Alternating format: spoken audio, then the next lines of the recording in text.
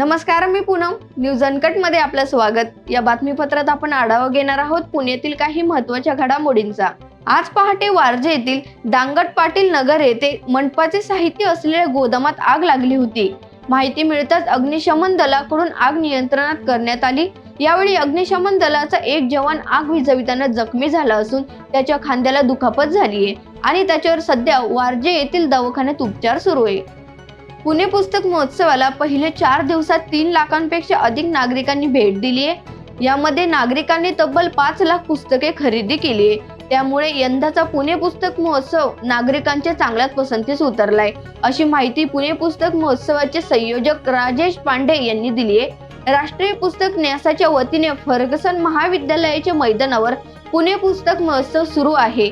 सर्व पुस्तकांच्या खरेदीवर 10% सवलत असून यंदा 22 भारतीय भाषांमधील सुमारे 12 लाख पुस्तके खरेदीसाठी उपलब्ध आहेत.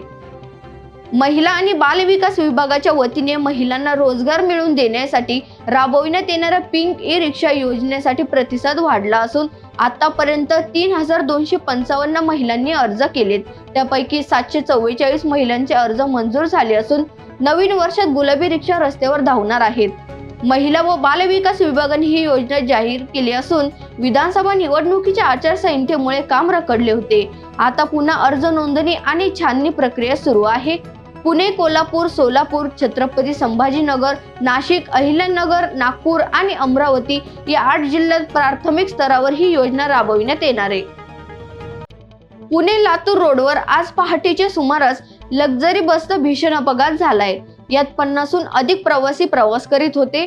उदगीर लातूर पुणे ही लक्झरी बायपास भरधाव वेगाने निघाली असता बार्शी येथे बायपास रोडवर चालकाचे नियंत्रण सुटल्याने हा अपघात झालाय आणि यात काही प्रवासी किरकोळ जखमी झाले असून सुदैवाने यात कोणतीही जीवितहानी झाली नाहीये.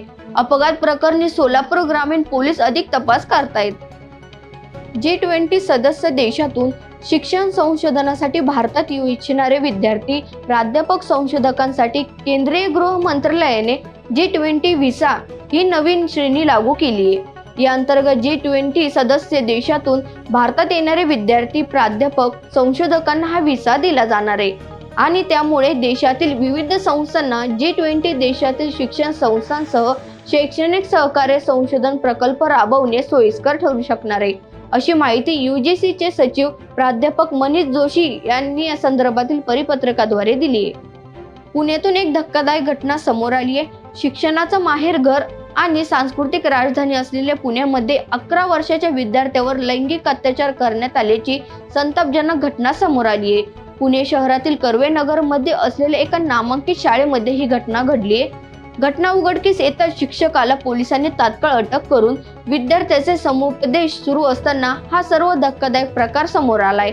या घटनेप्रकरणी संताप व्यक्त केला जातोय. धर्माच्या आधारे जीवनाची रचना होते. सर्वांचे रक्षण करणे हे धर्म शिकवतो. सृष्टी धर्माच्या आधारे चालते. धर्म सोडून वागलो तर सृष्टी संपेल. सत्य, करुणा, सुचिता, तपस हे धर्माचे 4 स्तंभ आहेत. धर्माला तोल असतो. सर्वांना जोडणारा, उन्नती करणारा धर्म आहे. धर्मामुळे अतिरेक होत नाही. धर्म अतिवादाला थारा देत नाही, असे प्रतिपादन राष्ट्रीय स्वयंसेवक संघाचे सरसंचालक डॉक्टर मोहन भागवत यांनी चिंचवड देवस्थान ट्रस्ट, पिंपरी चिंचवड महापालिका आणि चिंचवड ग्रामस्थांच्या वतीने आयोजित सोहळ्यात बोलत होते.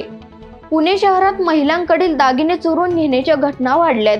आळंदी रस्त्यावर दुचाकीवरून सहप्रवासी महिलेकडील 4 लाखांचे दागिने असलेली पिशवी चोरट्यांनी चोरून नेल्याची घटना घडली. दागिने चोरणाऱ्या चोरट्यांनी धक्का दिल्याने दुचाकी घसरल्याने सुदैवाने यात घटनेत दुचाकीस्वार पती आणि महिलेला गंभीर दुखापत झाली नाही. तसेच याबाबत महिलेने विश्रांतवाडी पोलीस ठाण्यात फिर्याद दिली. वेळ झाली आहे पुणे कनेक्ट मध्ये इथेच थांबण्याची. पाहत रहा न्यूज अनकट.